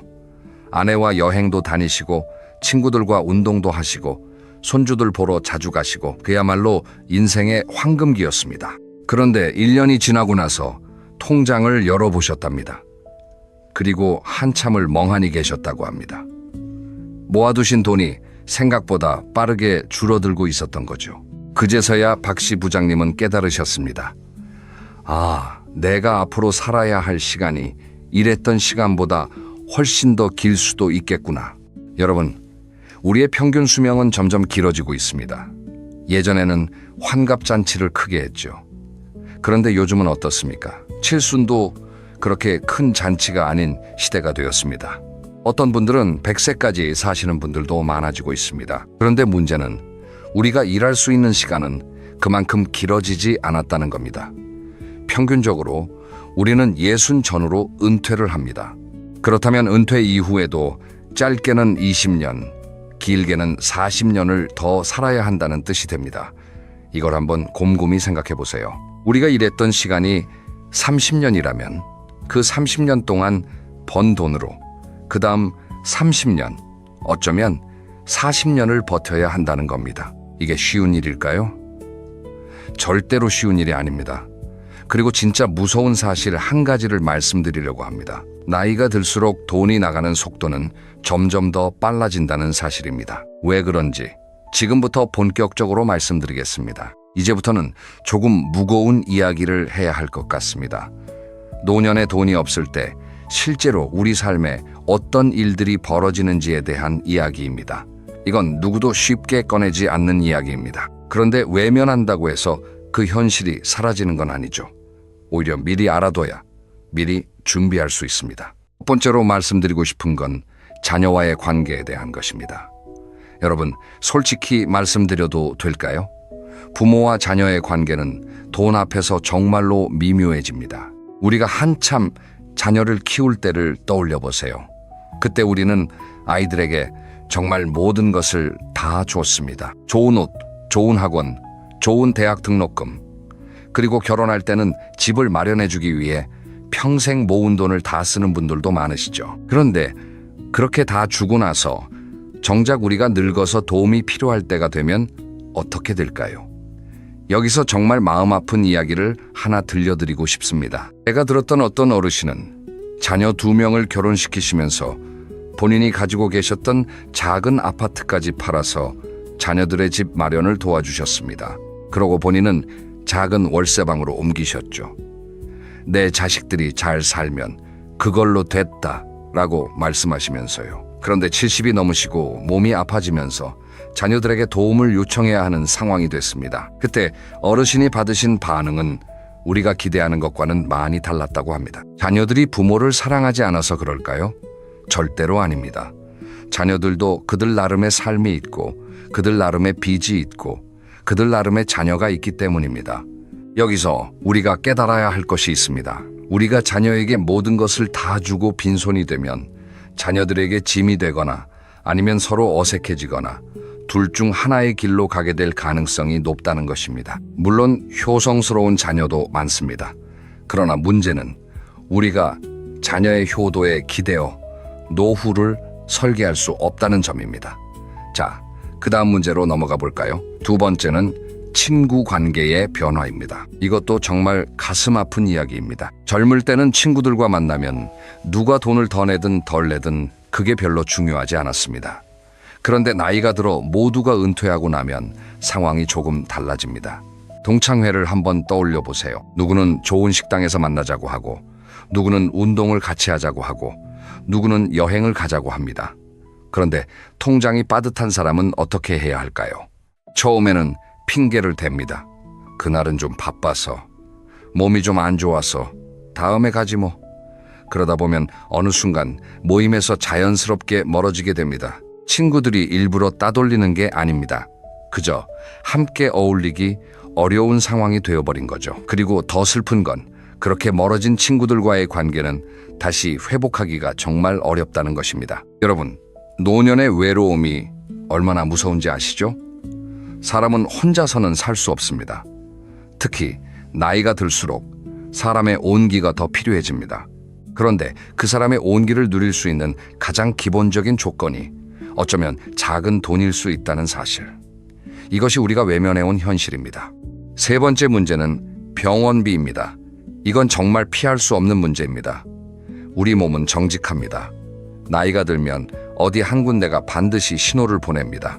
무릎이 아프고, 허리가 아프고, 어깨가 아프고, 눈이 침침해지고, 귀가 잘 안 들리고, 그리고 어느 날은 큰 병이 찾아올 수도 있습니다. 병원에 가야 할 때 통장 잔고를 먼저 떠올려야 한다면 그건 정말 가슴 아픈 일입니다. 그런데 더 안타까운 건 통장 잔고 때문에 치료를 미루거나 망설이는 분들이 적지 않다는 사실입니다. 우리나라가 의료보험이 잘 돼 있다고 하지만 그래도 본인 부담금이라는 게 있고 비급여 항목이라는 게 있습니다. 큰 수술 한 번에 평생 모은 돈이 흔들릴 수도 있습니다. 그리고 또 한 가지, 병원에 가는 것도 결국 누군가의 도움이 필요한 경우가 많습니다. 자녀가 데려다 줘야 하고 간병인을 써야 할 수도 있습니다. 그 모든 것이 다 돈입니다. 네 번째 문제는 어쩌면 가장 깊은 곳에 있는 문제입니다. 그건 바로 부부 사이의 변화입니다. 오랫동안 함께 살아온 부부 사이에도 돈은 큰 영향을 미칩니다. 평생 서로를 위해 살아온 부부가 노년에 경제적으로 어려워지면 그동안 쌓아왔던 신뢰와 정이 흔들리기도 합니다. 왜 그때 그 돈을 그렇게 쓴 거예요? 당신이 그때 좀 더 모았어야지. 내가 그렇게 말렸는데. 이런 말들이 오가기 시작하면 부부관계는 점점 차가워집니다. 그리고 그런 차가움 속에서 노년을 보내야 한다면 그건 정말 안타까운 일이 될 겁니다. 여기서 잠깐 두 부부의 이야기를 비교해서 들려드리고 싶습니다. 두 부부 모두 비슷한 직장에서 비슷한 월급을 받으며 평생을 보냈습니다. 두 부부 모두 자녀를 키우고 결혼시켰습니다. 그런데 65이 된 지금 두 부부의 삶은 너무나 달랐습니다. 첫 번째 부부는 평생 알뜰하게 살았습니다. 좋은 차도 안 타고 화려한 옷도 안 입고 그저 매달 조금씩 모으는 데 집중했습니다. 그리고 자녀가 결혼할 때도 그들이 도와줄 수 있는 만큼만 도와주고 나머지는 본인들의 노후를 위해 남겨두었습니다. 두 번째 부부는 정반대였습니다. 좋은 차를 타고 좋은 옷을 입고 자녀들에게 모든 것을 다 해주려고 했습니다. 자녀의 결혼 자금도 모두 부담해주고 손주들 학원비까지 다 챙겨주었습니다. 지금 두 부부는 어떻게 살고 있을까요? 첫 번째 부부는 매달 들어오는 작은 연금과 모아둔 돈으로 한 달에 한 번씩 두 분이 가까운 곳으로 여행을 다니십니다. 가끔 손주들에게 용돈도 주시고 친구들과 식사도 하시고 큰 욕심 없이 평온하게 사십니다. 두 번째 부부는 자녀들에게 매달 생활비를 받아 사십니다. 자녀들도 처음에는 잘해드렸지만 점점 부담을 느끼기 시작했고 부부 사이도 예전 같지 않다고 합니다. 여러분, 똑같이 시작한 두 부부의 인생이 왜 이렇게 달라졌을까요? 그건 단순히 돈을 더 모았다는 차이가 아닙니다. 그건 바로 돈에 대한 생각의 차이였습니다. 자, 이제부터는 돈이 우리에게 진짜로 무엇을 주는지 그 본질에 대해 이야기해 보겠습니다. 잠시 한 가지 질문을 드리고 싶습니다. 돈이란 도대체 무엇일까요? 많은 분들이 돈을 종이로 생각하십니다. 또는 통장에 찍힌 숫자라고 생각하시죠. 그런데 사실 돈은 그것보다 훨씬 더 깊은 의미를 가지고 있습니다. 돈의 진짜 정체는 무엇이냐? 바로 선택권입니다. 여러분, 이 말을 잘 들어보세요. 돈이 있다는 건 단순히 무언가를 살 수 있다는 뜻이 아닙니다. 돈이 있다는 건 내가 원하는 것을 선택할 수 있다는 뜻입니다. 반대로 말하면 돈이 없다는 건 선택권이 없다는 뜻입니다. 내가 원하든 원하지 않든 그저 주어진 상황을 받아들여야 한다는 뜻입니다. 이게 무슨 뜻인지 구체적으로 풀어보겠습니다. 첫째, 돈은 건강을 지킬 권리입니다. 몸이 아플 때 어느 병원에 갈 것인지, 어떤 의사에게 진료를 받을 것인지, 어떤 치료를 받을 것인지, 이 모든 것은 결국 돈과 연결되어 있습니다. 물론 우리나라 의료 시스템이 좋아서 기본적인 치료는 모두 받을 수 있습니다. 그러나 더 좋은 치료, 더 빠른 치료, 더 편안한 회복은 결국 돈이 있을 때 더 수월합니다. 또 하나, 건강을 미리 챙기는 것도 돈입니다. 정기 검진을 받고 좋은 음식을 먹고 운동을 위한 시설을 이용하고 이 모든 것이 돈을 필요로 합니다. 둘째, 돈은 시간을 누릴 권리입니다. 이게 무슨 말이냐고요? 잘 들어보세요. 돈이 없으면 우리는 늙어서도 일을 해야 합니다. 무릎이 아파도 허리가 굽어도 눈이 침침해도 일을 해야 합니다. 왜냐하면 생활비를 벌어야 하니까요. 반면에 돈이 있으면 우리는 일을 선택할 수 있습니다. 일을 하더라도 즐거움을 위해 할 수 있습니다. 일하는 시간을 줄이고 좋아하는 사람들과 보내는 시간을 늘릴 수 있습니다. 손주들과 함께 보내는 시간, 배우자와 여행 가는 시간, 친구들과 차 한잔하는 시간. 이 모든 시간은 사실 돈이 있어야 더 마음 편히 누릴 수 있는 시간입니다. 셋째, 돈은 거절할 권리입니다. 이건 정말 중요한 이야기입니다. 여러분, 살다 보면 마음에 걸리는 부탁을 받을 때가 있죠. 그런데 돈이 있으면 그 부탁을 정중하게 거절할 수 있습니다. 돈이 없으면 거절할 여유조차 사라집니다. 예를 들어 자녀가 사업을 한다고 돈을 빌려달라고 합니다. 그게 정말 무모한 사업인 걸 알면서도 돈이 충분히 없는 부모는 어떻게 해야 할까요? 거절하면 자녀가 서운해할 것 같고 도와주자니 본인의 노후가 위태로워집니다. 또는 친척이 보증을 서달라고 합니다. 거절하기가 너무 어색합니다. 그런데 만약 내가 경제적으로 여유롭다면 정중하게 거절하기가 훨씬 쉬워집니다. 돈은 우리에게 인생에서 가장 중요한 권리 중 하나를 줍니다. 그건 바로 정중하게 아니요라고 말할 수 있는 권리입니다. 넷째, 돈은 자녀에게 짐이 되지 않을 권리입니다. 이건 우리 중장년층이 가장 절실하게 느끼는 부분일 겁니다. 여러분, 누구나 마음 한켠에 이런 다짐이 있으시죠? 절대로 자식들한테 짐이 되지 말아야지. 이 다짐을 지키기 위해서 필요한 것이 바로 돈입니다. 내가 아플 때 자녀에게 손을 벌리지 않을 수 있는 것, 매달 생활비 걱정으로 자녀에게 부담을 주지 않을 수 있는 것, 명절 때 손주들에게 용돈을 줄 수 있는 것, 자녀의 집을 방문할 때 빈손으로 가지 않을 수 있는 것, 이 모든 것이 결국 돈입니다. 그리고 이 모든 것은 결국 우리의 자존심과 직결됩니다. 다섯째, 돈은 존엄성을 지킬 권리입니다. 이게 가장 본질적인 이야기일 수도 있습니다. 사람이 사람답게 살기 위해서는 최소한의 경제적 기반이 필요합니다. 끼니를 굶지 않고 깨끗한 옷을 입고 따뜻한 집에서 자고 가끔은 좋아하는 음식을 사 먹을 수 있는 것. 이게 사람의 존엄성입니다. 나이가 들수록 우리는 이 존엄성에 더 민감해집니다. 왜냐하면 우리가 평생 쌓아온 자존심이 있기 때문입니다. 평생 누구에게 손 벌리지 않고 살아왔는데 늙어서 누군가에게 손을 벌리는 상황이 된다면 그건 정말 가슴 아픈 일이 될 겁니다. 자, 여기서 여러분께 질문을 하나 드리고 싶습니다. 여러분은 지금 몇 개의 선택권을 가지고 계신가요? 이 질문은 단순히 통장에 얼마가 있느냐를 묻는 게 아닙니다. 여러분이 앞으로 살아갈 인생에서 얼마나 많은 선택을 할 수 있느냐를 묻는 겁니다. 병원에 갈 때 어떤 병원에 갈지 선택할 수 있나요? 일을 할 때 어떤 일을 할지 선택할 수 있나요? 누군가가 도움을 요청할 때 도와줄지 거절할지 선택할 수 있나요?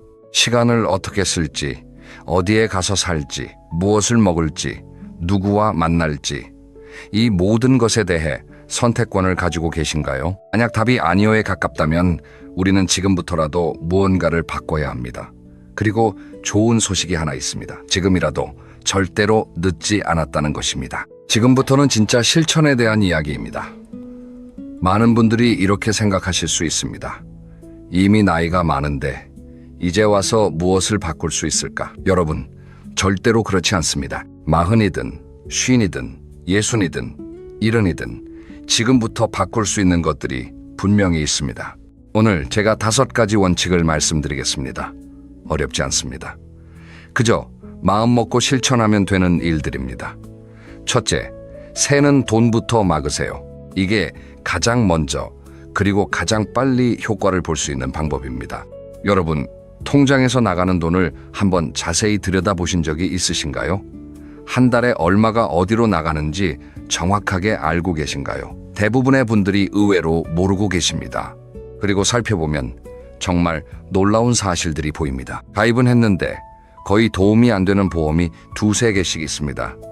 사용하지도 않는 통신사 부가 서비스가 매달 돈을 가져가고 있습니다. 한번 가입하고 잊어버린 구독 서비스들이 통장에서 조용히 빠져나가고 있습니다. 오늘 영상을 보신 후에 한번 차분히 통장 거래 내역을 살펴보세요. 그리고 안 쓰는 것들은 과감하게 정리하세요. 한 달에 얼마 안 되는 것 같아도 1년이면 큰 돈이 됩니다. 그리고 또 한 가지, 자주 가는 식당이나 카페가 있으시다면 한 달에 그곳에 얼마를 쓰는지 한번 계산해 보세요. 모든 것을 끊으라는 게 아닙니다. 다만 그 돈이 정말 그만큼의 가치가 있는지 한번 점검해 보시라는 겁니다. 둘째, 자녀에게 모든 것을 다 주지 마세요. 이건 정말 어려운 이야기입니다. 부모 마음이 어떻겠어요? 자식이 어렵다고 하면 내 거 다 털어서라도 도와주고 싶죠. 그런데 그러시면 안 됩니다. 자녀에게 도움을 주실 때 한 가지 원칙을 세우세요. 내 노후를 위협하지 않는 범위 안에서만 도와준다. 이건 자녀를 사랑하지 않아서가 아닙니다. 오히려 자녀를 진짜로 사랑하기 때문입니다. 왜냐하면 부모가 노후에 빈손이 되면 결국 그 짐은 자녀가 지게 되기 때문입니다. 자녀에게 진짜 줄 수 있는 가장 큰 선물은 우리가 늙어서 그들에게 의지하지 않는 것입니다. 우리가 우리 힘으로 노후를 살아내는 모습, 그게 자녀에게 줄 수 있는 가장 큰 유산이 될 겁니다. 셋째, 작더라도 매달 들어오는 돈을 만드세요. 이게 정말 중요합니다. 한 번에 큰 돈이 들어오는 것보다 매달 작게라도 꾸준히 들어오는 돈이 훨씬 더 안정감을 줍니다. 연금이 가장 대표적이죠. 국민연금, 개인연금, 퇴직연금, 이런 것들이 매달 들어오면 생활에 큰 안정감이 생깁니다. 그리고 만약 가능하다면 작은 일거리를 하나 가지고 계시는 것도 좋습니다. 꼭 큰 돈을 벌어야 한다는 게 아닙니다. 매달 얼마라도 들어오는 작은 돈줄을 만들어 두시면 마음의 여유가 정말 달라집니다. 또한 본인이 가진 자산을 어떻게 매달 현금으로 바꿀 수 있을지도 고민해 보세요. 큰 집에 살고 있다면 더 작은 집으로 옮기고 차액을 생활비로 쓰는 방법도 있습니다. 본인 명의로 된 자산이 매달 얼마를 만들어 줄 수 있는지 진지하게 계산해 보시기 바랍니다. 넷째, 욕심내는 투자 대신 지키는 투자를 하세요. 이건 정말 중요한 이야기입니다. 나이가 들수록 우리는 한 가지를 조심해야 합니다. 그건 바로 한방에 대한 욕심입니다. 은퇴를 앞두고 또는 은퇴한 후에 갑자기 큰 돈을 벌고 싶다는 마음이 들 때가 있습니다. 누가 어디서 큰 돈을 벌었다는 이야기를 들으면 나도 한번 해봐야겠다는 생각이 들죠. 그런데 여러분, 그건 정말로 위험한 길입니다. 왜냐하면 우리는 더 이상 회복할 시간이 충분하지 않기 때문입니다. 젊을 때는 한 번 실패해도 다시 일어서서 벌면 됩니다. 그런데 나이가 들어서 큰 손실을 보면 그걸 회복할 시간이 우리에게 없습니다. 그래서 중장년의 돈 관리 원칙은 단 하나입니다. 버는 것보다 지키는 것이 우선이다. 큰 수익을 약속하는 상품, 누가 추천하는 잘 모르는 투자, 잘 모르는 분야에 대한 욕심, 이런 것들은 모두 한 발짝 물러서서 생각해 보셔야 합니다. 단순하게, 안전하게, 그리고 분산해서. 이게 중장년 돈 관리의 황금 원칙입니다. 다섯째, 건강이 곧 돈이라는 마음을 가지세요. 이건 어쩌면 가장 큰 돈을 아끼는 방법일 수 있습니다. 나이가 들어서 가장 많이 나가는 돈이 무엇일까요? 바로 의료비입니다. 그리고 그 의료비는 우리가 미리 건강을 챙기느냐, 그렇지 않느냐에 따라서 어마어마하게 달라집니다. 매일 30분 걷기, 술 줄이기, 담배 끊기, 정기 검진 받기, 잘 자고 잘 먹기. 이 단순한 것들을 꾸준히 실천하시면 미래의 큰 의료비를 아낄 수 있습니다. 여러분, 건강한 노년이야말로 가장 큰 자산입니다. 아무리 통장에 돈이 많아도 몸이 아프면 그 돈을 제대로 쓰지도 못합니다. 반대로 건강하면 작은 돈으로도 충분히 행복하게 살 수 있습니다. 자, 5가지 원칙을 말씀드렸습니다. 다시 한번 정리해드리면, 첫째, 새는 돈 맡기. 둘째, 자녀에게 모든 것을 다 주지 않기. 셋째, 매달 들어오는 돈 만들기. 넷째, 지키는 돈 관리. 다섯째, 건강 챙기기. 이 5가지만 잘 지키셔도 우리의 노후는 분명히 달라질 겁니다. 그런데 여러분, 여기서 한 가지 짚고 넘어가야 할 것이 있습니다. 돈이 중요하다고 해서 돈이 전부는 아니라는 사실입니다. 지금까지 돈이 얼마나 중요한지에 대해서 말씀드렸습니다. 그런데 여러분, 한 가지 꼭 짚고 넘어가고 싶은 게 있습니다.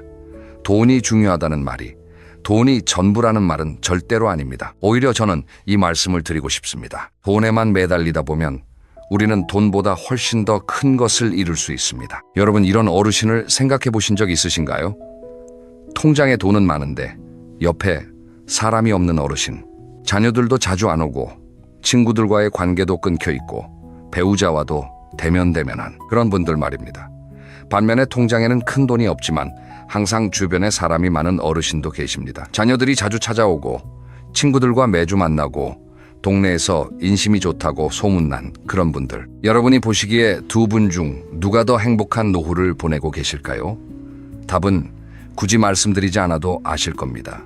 돈은 우리에게 선택권을 줍니다. 그건 분명한 사실입니다.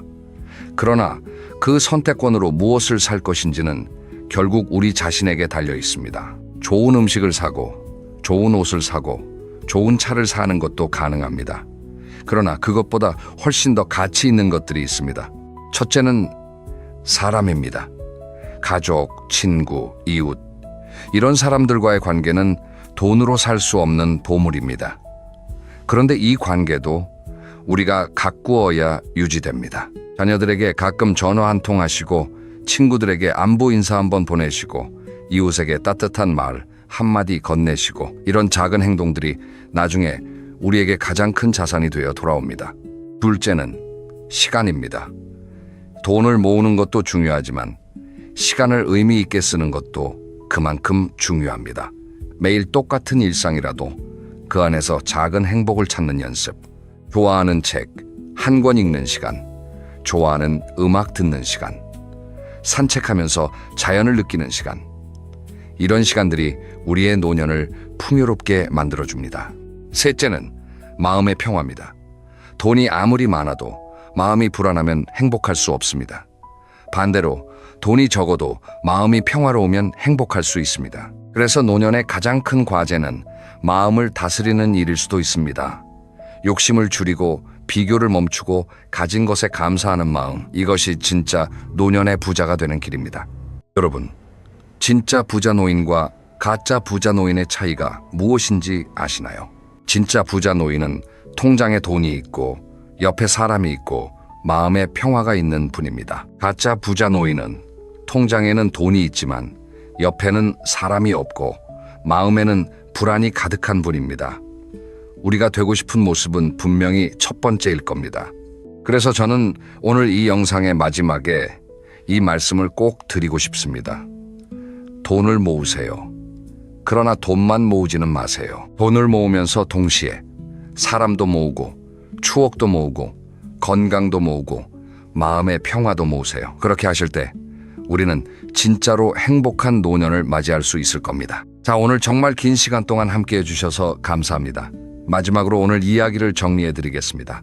오늘 우리는 세 가지 큰 이야기를 나눴습니다. 첫째, 나이가 들수록 돈은 단순한 종이가 아니라 우리의 선택권이라는 사실입니다. 건강을 지킬 권리, 시간을 누릴 권리, 거절할 권리, 자녀에게 짐이 되지 않을 권리, 그리고 존엄성을 지킬 권리, 이 모든 것이 돈과 연결되어 있습니다. 둘째, 노년에 돈이 없을 때 우리는 자녀와의 관계, 친구와의 관계, 부부 사이, 그리고 건강까지 모든 면에서 어려움을 겪게 됩니다. 이건 외면한다고 사라지는 현실이 아닙니다. 셋째, 그러나 지금부터라도 우리가 실천할 수 있는 5가지 원칙이 있습니다. 새는 돈 맡기, 자녀에게 모든 것을 다 주지 않기, 매달 들어오는 돈 만들기, 지키는 돈 관리하기, 그리고 건강 챙기기.